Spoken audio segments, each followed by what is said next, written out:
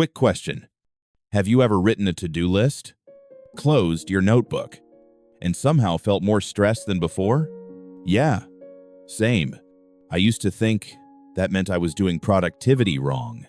Turns out, I was doing it exactly how most of us are taught. And that's the problem. I remember this one week in school. Midterms, group project, 3 deadlines. So I did what every productive student does. I made a beautiful to-do list. Color-coded, checked YouTube tutorials, even added tiny boxes to tick off. And then I looked at it, and my chest felt tight. Because suddenly, everything I hadn't done was staring back at me. That list didn't calm me down. It judged me.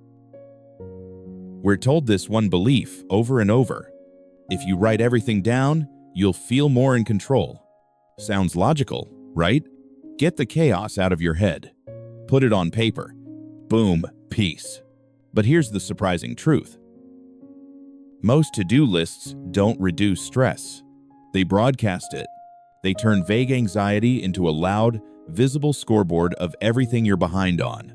And if you already struggle with procrastination or burnout, that list becomes proof that you're failing.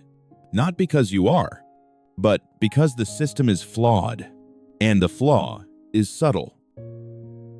Because the issue isn't that you have too much to do. It's how your brain reads that list. Here's what most to-do lists do wrong. They treat everything as equal. Finish essay and reply to one email sit on the same list. Your brain doesn't know where to start, so it freezes. They focus on outcomes, not actions. Study for exams sounds productive, but it's vague. Your brain hates vague. They never end. You finish 3 things. Add 5 more. The list grows. Your motivation shrinks. And then you do the worst thing. You avoid the list completely. You open your laptop. Tell yourself, I'll just check one thing first. Suddenly, it's 40 minutes later, and you're deep into a random video essay.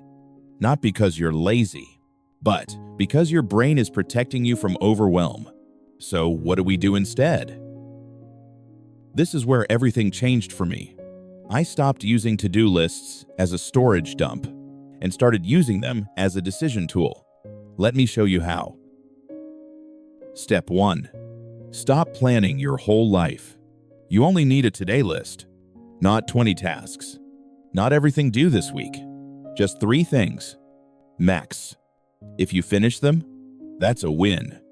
Anything extra is a bonus. This alone lowers stress because your brain finally sees a finish line. But the real magic isn't the number. It's how you write the tasks. Never write tasks like this. Study biology. Write them like this. Review Chapter 4 notes for 25 minutes. See the difference? One feels heavy. The other feels doable. Your brain doesn't want productivity. It wants clarity. Small, clear actions create momentum. Momentum creates motivation, not the other way around. This one is uncomfortable, but important. Decide what enough looks like before you start. Not perfect, not everything. Enough. Because if your standard is finish everything, your brain will never feel safe resting. And rest isn't laziness. It's fuel. You don't need a system that squeezes more out of you. You need one that lets you breathe and move forward. So let's recap. Big to-do lists don't motivate, they overwhelm. Limit your list to 3 priorities.